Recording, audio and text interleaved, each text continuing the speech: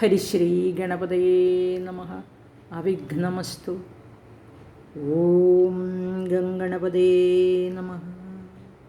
ഓം ശ്രീ സരസ്വതി നമഃ. ഓം നമഃ എല്ലാവർക്കും നമസ്കാരം.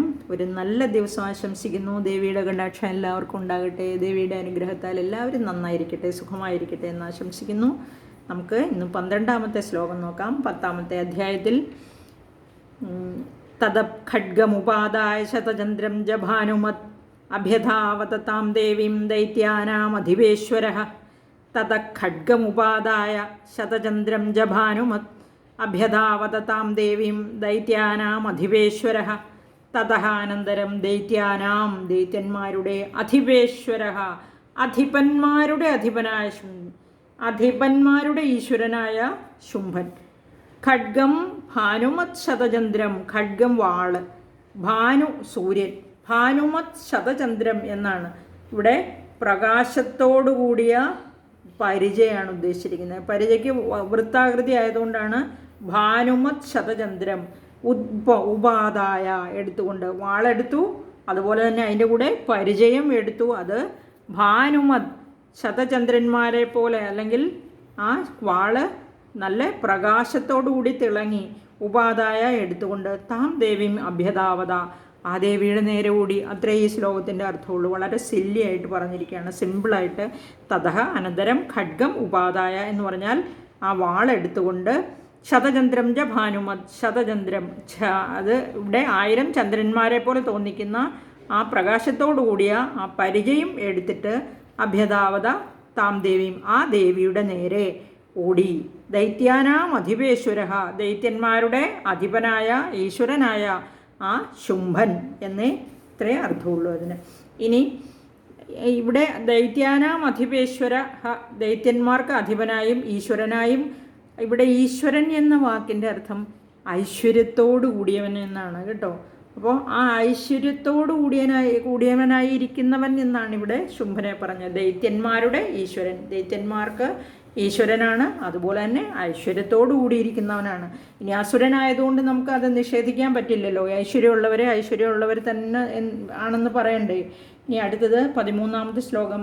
തസ്യാപതയേവാശു ഖഡ്ഗം ചിച്ഛേദ ചണ്ഡിക ധനുർമുക്തൈ ശിതൈർബാണൈശ്ചർമ്മജാർക്കകരാമലം. തസ്യാപതയേവാശു, തസ്യ ആപതത ഏവ, അവൻ വരുമ്പോൾ തന്നെ. അപ്പോൾ വാളും പരിചയം എടുത്ത് ദേവിയുടെ നേരെ ഓടി എന്നാണ് നമ്മൾ കഴിഞ്ഞ ശ്ലോകത്തിൽ പറഞ്ഞത്. അങ്ങനെ അവൻ ഓടി വരുമ്പോൾ തന്നെ ആശു ധനുർമുക്തൈഹി, അവൻ വരുന്ന വഴി തന്നെ എന്ത് ചെയ്യുന്നുണ്ട്? വില്ലിൽ നിന്ന് വിട്ട ശിതൈ ബാണൈഹി, ശിതൈഹി എന്ന് പറഞ്ഞാൽ തീക്ഷ്ണങ്ങളായ ബാണൈഹി ബാണങ്ങൾ കൊണ്ട്, ശരങ്ങൾ കൊണ്ട്. അർക്കകരാമലം ഖഡ്ഗം, ആ സൂര്യരശ്മികൾ തട്ടി തിളങ്ങുന്ന പരിചയം വാളും എന്ന് പറഞ്ഞിരുന്നല്ലോ. അപ്പോൾ ഭാനുമത് ശതചന്ദ്രം ച ഭാനുമത് എന്ന് പറഞ്ഞിരുന്നില്ലേ. അപ്പോൾ ആ തിളങ്ങുന്ന വാളും പരിചയം ഈ തീക്ഷ്ണങ്ങളായ ശരങ്ങൾ കൊണ്ട്. അർക്കകരാമലം ഖഡ്ഗം എന്ന് പറഞ്ഞാൽ സൂര്യരശ്മികൾ തട്ടി മിന്നുന്ന ആ വാളും പരിചയം. ചർമ്മ ച ചിച്ഛേദ, ഛേദിച്ചു. അപ്പോൾ ദേവിയുടെ നേരെ ഇങ്ങനെ ഓടി വരുന്ന വഴിക്ക് തന്നെ ദേവി എന്ത് ചെയ്തു? ദേവിയുടെ വില്ലിൽ നിന്ന് വേഗത്തിൽ വിട്ട തീക്ഷ്ണങ്ങളായ ശരങ്ങൾ കൊണ്ട് ശുംഭൻ്റെ കയ്യിലുണ്ടായിരുന്ന വാളും പരിചയം ഛേദിച്ചു കളഞ്ഞു എന്നർത്ഥം. ഇതിൻ്റെ അർത്ഥം സിമ്പിളാണ് അല്ലേ. ഇനി അടുത്ത ശ്ലോകം നോക്കാം. 14ാമത്തെ ശ്ലോകം. ഹദാശ്വ സതദാ ദൈത്യഛിന്നധന്വാ വിസാരഥി ജഗ്രാഹമുദ്ഗരം ഘോരമംബികാ നിധനോദ്യതഃ. ഹദാശ്വ, ഹത അശ്വ, അതായത് അശ്വം വധിക്കപ്പെട്ടു ഇവിടെ, അതായത് കുതിരകൾ വധിക്കപ്പെട്ടു ഇല്ലേ. സ തഥാ ദൈത്യ, അങ്ങനെ ആ ദൈത്യനും. സ തഥാ ദൈത്യ, അപ്പോൾ. തഥ എന്ന് പറഞ്ഞാൽ ഇവിടെ അപ്പോൾ ആസുരൻ. തഥാ ദൈത്യ എന്ന് പറഞ്ഞാൽ അപ്പോൾ ആസുരൻ. ഛിന്നധന്വാ വിസാരഥി, ഛിന്നമാക്കപ്പെട്ട, അതായത് മുറിക്കപ്പെട്ട വില്ലോടും. ധന്വാഹ എന്ന് പറഞ്ഞാൽ വില്ലോടും. വിസാരഥി, സാരഥി എന്ന് പറഞ്ഞാൽ രഥം ഓടിക്കുന്നവനാണ് സാരഥി എന്ന്. സൂതൻ, ആ അതായത് വിസാരഥി എന്ന് പറഞ്ഞാൽ കൊല്ലപ്പെട്ട ആ സാരഥിയോടും കൂടി അംബികാനിധനോദ്യത, ദേവിയെ കൊല്ലുന്നതിന് ഉദ്യതനായിട്ട്. ഇവിടെ അസുരൻ്റെ കയ്യിലുണ്ടായിരുന്ന, അതായത് ശുംഭൻ്റെ കയ്യിലുണ്ടായിരുന്ന വില്ലും അമ്പും എല്ലാം മുറിച്ചു കളഞ്ഞു. അതുപോലെ തന്നെ വാളും പരിചയും നശിപ്പിച്ചു കളഞ്ഞു. അത് കഴിഞ്ഞ് കുതിരകളെല്ലാം കൊല്ലപ്പെട്ടു. അതുപോലെ രഥം തെളിച്ചു കൊണ്ടിരുന്ന സാരഥിയും കൊല്ലപ്പെട്ടു. ഇനി അത് കഴിഞ്ഞ് ഒറ്റയ്ക്കേ ഉള്ളൂ ഇല്ലേ ദേവിയെ കൊല്ലുന്നതിന് ഉദ്യമിച്ച് അംബിക നിധനോദ്യത, അംബികയെ വധിക്കുന്നതിനായിട്ട് ഉദ്യമിച്ച്, അതായത് ഉത്സാഹത്തോടു കൂടിയവനായിട്ട്. ഘോരം മുദ്ഗരം ജഗ്രാഹ, മുദ്ഗരം എന്ന് പറഞ്ഞാൽ ഗദയാണ്. ആ ജഗ്രാഹ എന്ന് പറഞ്ഞാൽ എടുത്തു, ഭയങ്കരമായിരിക്കുന്ന ഘോരമായിരിക്കുന്ന ഗദയെ എടുത്തു എന്നർത്ഥം.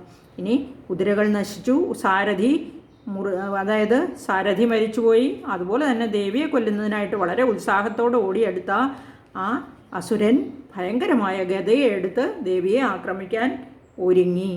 ഇനി അംബികാനിധനോദ്യതൻ, അംബികയാൽ കൊല്ലപ്പെടുന്നതിന് ഉദ്യുക്തൻ എന്ന്. അംബികയാൽ കൊല്ലപ്പെടുന്നതിനെന്ന് പറയുമ്പോൾ തിരിച്ചാണല്ലേ, അംബികയെ കൊല്ലാനായിട്ട് വന്നു. പക്ഷെ നമുക്കറിയാം ഇവിടെ ആരാണ് ജയിക്കുക? ദേവി തന്നെയാണ് ജയിക്കുക. അതായത് ശുംഭൻ വധിക്കപ്പെടുമെന്ന് നമുക്കറിയാം.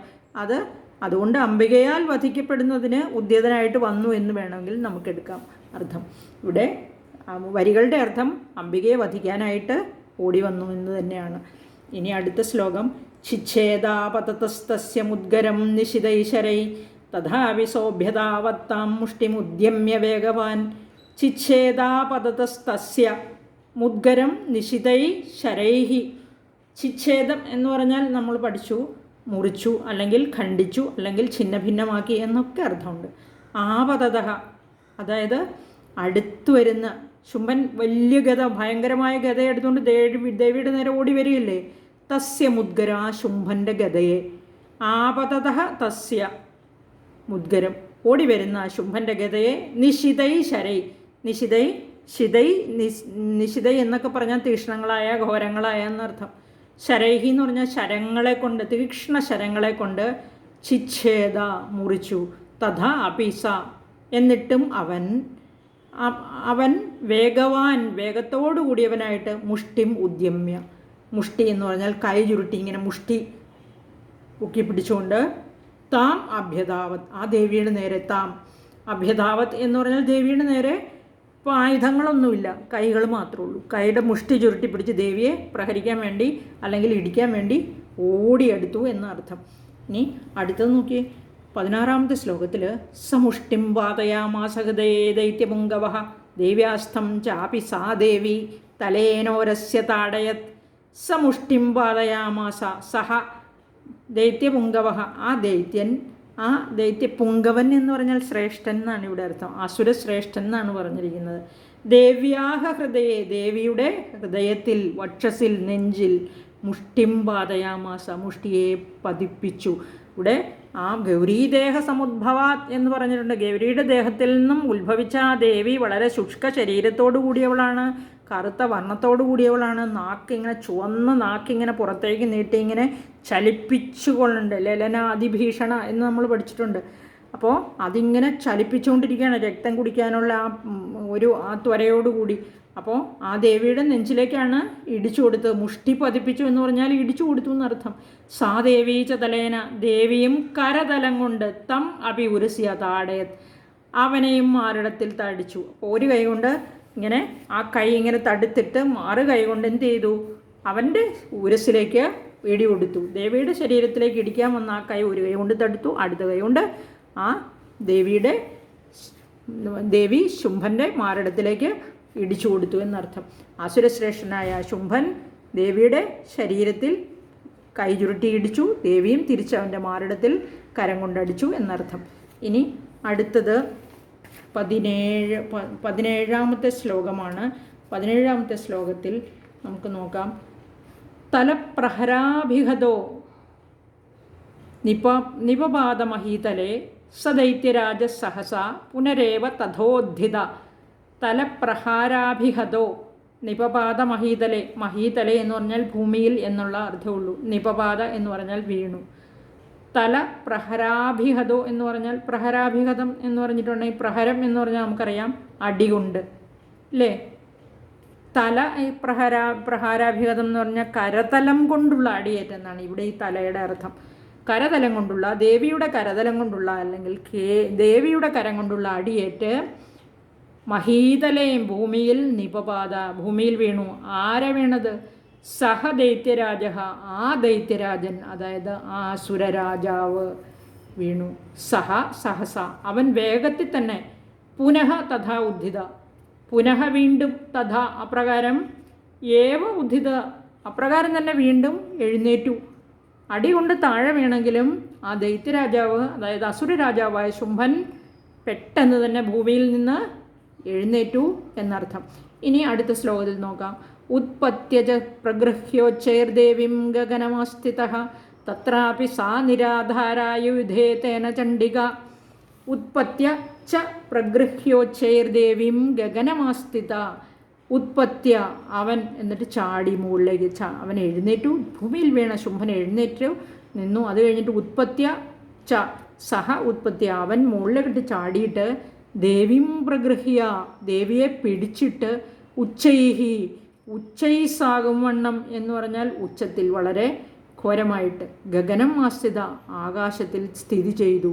അതായത് വളരെ പരാക്രമത്തോടുകൂടി ദേവിയെ പിടിച്ച് ഇങ്ങനെ ആകാശത്തിൽ സ്ഥിതി ചെയ്യുന്നു പറഞ്ഞാൽ ഭൂമിയിൽ നിന്ന് പൊങ്ങി ദേവിയെ തൂക്കി പിടിച്ചിട്ട് ഇങ്ങനെ പൊങ്ങി നിന്നു എന്നർത്ഥമാണ്.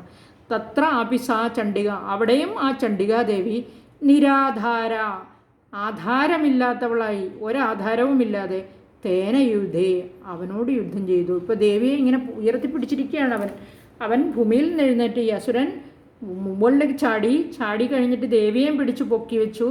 അവിടെ നിരാധാരയാണെങ്കിലും ദേവി അവനോട് യുദ്ധം ചെയ്തു എന്നർത്ഥം. ഇനി ആ ശുംഭൻ ഭൂമിയിൽ നിന്ന് മേൽപോട്ട് ചാടി ദേവിയെ പിടിച്ചിട്ട് ആകാശത്തിൽ സ്ഥിതി ചെയ്തു, താഴോട്ട് വരുന്നില്ല. ആകാശത്തിലും ചണ്ഡികാദേവിക്ക് വേറെ ആധാരമൊന്നുമില്ല, അതായത് ആധാരമില്ലാതെ എന്ന് പറഞ്ഞാൽ ഭൂമിയിൽ നിൽക്കുന്നില്ല. ആ ശുംഭനോട് അവിടെ നിന്ന് ഇങ്ങനെ വായുവിൽ നിൽക്കുന്നത് പോലെ യുദ്ധം ചെയ്തു. ഹംസ, ഗരുഡ, മയൂരാദി വാഹനങ്ങളോടുകൂടിയ ഈ ബ്രഹ്മാണി, വൈഷ്ണവി, കൗമാരി മുതലായ രൂപങ്ങളെ കൊണ്ട് രൂപവതിയായിരിക്കുന്ന ചണ്ഡികാദേവി, ആ ദേവിക്ക് ആധാരമുണ്ട്, പക്ഷേ അത് മറ്റുള്ളവർക്ക് കാണാൻ പറ്റത്തില്ലെന്നേ ഉള്ളൂ അല്ലേ. ദേവിക്ക് ഈ രൂപങ്ങളെല്ലാം ഇപ്പോൾ ദേവിയിൽ ലയിച്ചിരിക്കുകയാണ്, മറ്റ് മാതൃക്കളെല്ലാം. അപ്പോൾ ആധാരമുണ്ട്, പക്ഷേ മറ്റുള്ളവരുടെ ദൃഷ്ടിയിൽ നിരാധാരയാണ് ദേവി. ആ സത്യം ഭക്തന്മാരായ നമ്മൾ അറിഞ്ഞിരിക്കണം. ദേവി ഒരിക്കലും നിരാധാരയല്ല. ഇനി അടുത്ത ശ്ലോകം നോക്കാം. നിയുദ്ധം ഖേ തഥാ ദൈത്യശ്ചണ്ഡിക ച പരസ്പരം ചക്രതു പ്രഥമം യുദ്ധം മുനിവിസ്മയകാരകം. നിയുദ്ധം ഖേ തഥാ ദൈത്യശ്ചണ്ഡിക ച പരസ്പരം ചക്രതു പ്രഥമം യുദ്ധം മുനിവിസ്മയകാരകം. തഥാഹ, അപ്പോൾ, ഖേ, ഖേ എന്ന് പറഞ്ഞാൽ ആകാശമാണ്. ഖേ, ആകാശത്തിൽ, ദൈത്യ ചണ്ഡികാജ, ഇപ്പോൾ രണ്ടുപേരും ആകാശത്തിലാണ് നിൽക്കുന്നത് അല്ലേ. രാസുരനും ചണ്ഡികാദേവിയും ആ ആകാശത്തിൽ പരസ്പരം അന്യോന്യം മുനിവിസ്മയകാരകം, അതായത് മറ്റുള്ള മുനിമാർക്ക് ആശ്ചര്യത്തെ ഉണ്ടാക്കുന്ന, വിസ്മയത്തെ ജനിപ്പിക്കുന്ന യുദ്ധം, അതായത് ആ ഘോര യുദ്ധം നടക്കുന്നത് ഇപ്പോൾ അവർ തമ്മിൽ ആയുധങ്ങളെക്കാളും കൂടുതൽ അവർ മുഷ്ടി യുദ്ധമാണ് നടത്തുന്നത് അല്ലേ. പ്രഥമം ചക്രതു, ഒന്നാമതായി ചെയ്തു, അതായത് ബാഹുയുദ്ധമാണ് നടക്കുന്നത് അവിടെ. ആകാശത്തിൽ വെച്ച് ശുംഭാസുരനും ആ ചണ്ഡികാദേവിയും തമ്മിൽ മുനിമാർക്ക് പോലും ആശ്ചര്യത്തെ ഉണ്ടാക്കുന്ന വിധത്തിൽ ആദ്യമായി ബാഹുയുദ്ധം എന്ന യുദ്ധം ചെയ്തു. രണ്ടുപേരും കൈകൾ ഉപയോഗിച്ചാണ് ഇപ്പോൾ യുദ്ധം ചെയ്തുകൊണ്ടിരിക്കുന്നത്. ആ യുദ്ധം നോക്കിക്കൊണ്ടിരിക്കുന്ന മുനിമാർക്ക് പോലും വിസ്മയമുണ്ടായി എന്നർത്ഥം. അത്ര ഭയങ്കരമായി രണ്ടുപേരും യുദ്ധം ചെയ്തു. അടുത്തത് 20ാമത്തെ ശ്ലോകം. തതോ നിയുദ്ധം സുചിരം കൃത്വാ തേനാംബികാ സഹ ഉത്പാദ്യ ഭ്രാമയാമാസ ജിക്ഷേപധരണീതലേ. ഇവിടെ തതോ അംബിക തേന സഹ, ദേവി അവനോടുകൂടി, തേന സഹ, സഹ എന്ന് പറഞ്ഞാൽ കൂടി, സഹിതം, തേന അവനോടുകൂടി, സുചിരം നിയുദ്ധം കൃത്വ, സുചിരം എന്ന് പറഞ്ഞ ചിരമായി, വളരെ നേരം നീണ്ടു നിന്ന്. ഇവിടെ ഒരു ദിവസവും 2 ദിവസമൊന്നുമല്ല, വളരെ കാലം നീണ്ടു നിന്ന യുദ്ധമാണ് ഉദ്ദേശിക്കുന്നത് കേട്ടോ. നമുക്ക് ദേവന്മാരുടെ നമ്മുടെ ഒരു വർഷമാണ് ദേവന്മാരുടെ ഒരു ദിവസം എന്ന് പറയുന്നത്. അതായത് നമ്മുടെ 365 ദിവസം ദേവന്മാർക്ക് ഒരു ദിവസമാണ്. അങ്ങനെ ആ വളരെ കാലം നീണ്ടു നിൽക്കുന്ന തതോ നിയുദ്ധം സുചിരം, എന്നാ പറഞ്ഞിരിക്കുന്നത്. സുചിരം നിയുദ്ധം ചെയ്തിട്ട് അങ്ങനെ വളരെ കാലം നീണ്ടു നിൽക്കുന്ന ആ ബാഹുയുദ്ധം, കൈകൾ കൊണ്ടുള്ള യുദ്ധം ചെയ്തിട്ട് തതഹ ഉത്പാദ്യ അനന്തരം ഇവിടെ ഉയർത്തിയിട്ട് ഭ്രാമയാമാസ എന്ന് പറഞ്ഞാൽ ഇങ്ങനെ ചുറ്റിച്ചു, ധരണീതലേ ചിക്ഷേപ, എന്നിട്ട് ഭൂമിയിലേക്ക് എറിയുകയും ചെയ്തു. ചണ്ഡികാദേവി വളരെ കാലം അവനോട് ബാഹുയുദ്ധം ചെയ്തു, എന്നിട്ട് അവനെ ഉയർത്തിക്കറക്കി ഭൂമിയിലേക്ക്. ഭ്രാമയാമാസ എന്ന് പറഞ്ഞാൽ ഇങ്ങനെ ചുഴറ്റി എറിഞ്ഞു ഭൂമിയിലേക്ക് എന്ന് അർത്ഥം. ഉത്പാദ്യ എന്നും ഉക്ഷിപ്യ എന്നും കാണുന്നുണ്ട്. ഇവിടെ നമ്മുടെ പുസ്തകത്തിൽ ഉത്പാദ്യ എന്ന് തന്നെയാണ്. അതായത് ഇവിടെ ഉത്പാദ്യ എന്ന വാക്കിൻ്റെ അർത്ഥം ഉയർത്തിയിട്ട് എന്നാണ്. ഇനി അടുത്ത ഇത് ഒന്നുകൂടെ വായിച്ചിട്ട് നമുക്ക് നിർത്താം. ഇത് 20ാമത്തെ ശ്ലോകം വരെയായി. 21 നമുക്ക് അടുത്ത വീഡിയോയിൽ പറയാം കേട്ടോ. ഇന്നത്തെ ശ്ലോകങ്ങൾ ഒന്നോടെ വായിക്കാം. ശരവർഷൈ ശിതൈ ശസ്ത്രൈസ്തഥാസ്ത്രൈശ്ചൈവ ദാരുണൈഃ തയോർയുദ്ധമഭൂദ്ഭൂയ സർവലോകഭയങ്കരം ദിവ്യാന്യസ്ത്രാണി ശതശോ മുമുചേയാന്യധാംബിക ബഭഞ്ജതാനി ദൈത്യേന്ദ്രസ്തത്പ്രതീഘാതകർത്തൃഭിः മുക്താനി തേന ശാസ്ത്രാണി ദിവ്യാനി പരമേശ്വരി ബഭഞ്ജലീലൈവോഗ്രഹുങ്കാരോച്ചാരണയദിഭി. ഇനി ഈ ശ്ലോകം കഴിഞ്ഞിട്ട് വേറെ ഗ്രന്ഥങ്ങളിൽ 2 ശ്ലോകങ്ങളും കൂടിയുണ്ട്. ഒരു അർദ്ധ ശ്ലോകവും ഒരു 2 വരി ശ്ലോകവും കൂടിയുണ്ട്. അതിങ്ങനെയാണ്. ദിവ്യം വർഷസഹസ്രം തു ഗതമാസീദ്വിഷാം പദേ വിമാനസ്ഥാസ്തോ ദേവ ഋഷയശ്ച ബഭാഷിരേ ന ചാസ്ത്യേവം വിധം യുദ്ധം പ്രാഗാസീദ് ഭവിത നച എന്ന ഈ ശ്ലോകങ്ങൾ ഈ 13ാമത്തെ ശ്ലോകത്തിന് ശേഷം ചില ബുക്കുകളിലുണ്ട്. വായിക്കേണ്ടവർക്ക് ചേർത്ത് വായിക്കാം. അതായത് വളരെ വർഷങ്ങൾ യുദ്ധം ചെയ്തു എന്നാണ് അതിൻ്റെ അർത്ഥം. വിമാനസ്ഥസ്തോ ദേവ ഋഷയശ്ച ബഭാഷിരേ എന്ന് പറഞ്ഞാൽ ഋഷികളും മുനിമാരും ഒക്കെ ആകാശത്ത് നിന്ന് ഇവരെ വളരെ ഇങ്ങനെ അവരെ അനുഗ്രഹിക്കുന്ന രീതിയിൽ പറഞ്ഞു എന്നാണ് അർത്ഥം.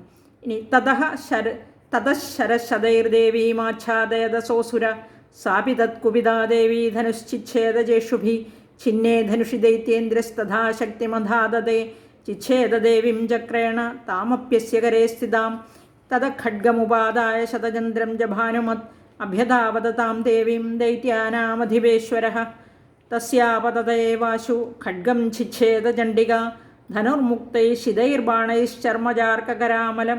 അതുപോലെ ഇത് കഴിഞ്ഞിട്ടും ഒരു അർദ്ധശ്ലോകമുണ്ട്. അശ്വാംശ്ച പാതയാമാസ രഥം സാരഥിനാ സഹ. പക്ഷേ അതിനടുത്തത് നമ്മൾ വായിച്ചു, രഥം സാരഥിയൊക്കെ വധിക്കപ്പെട്ടിട്ടെന്ന്.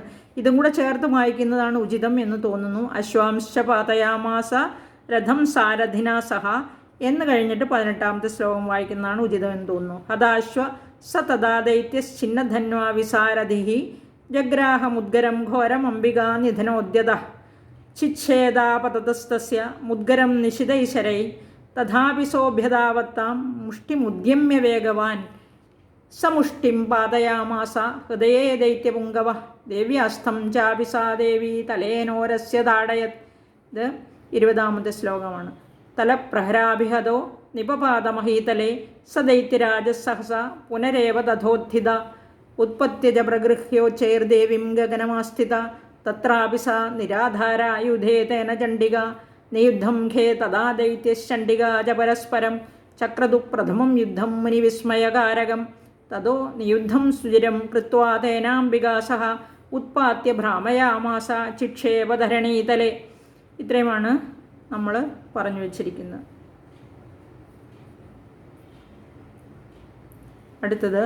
അടുത്ത വീഡിയോയിൽ പറയാം. എല്ലാവർക്കും നന്ദി, നമസ്കാരം.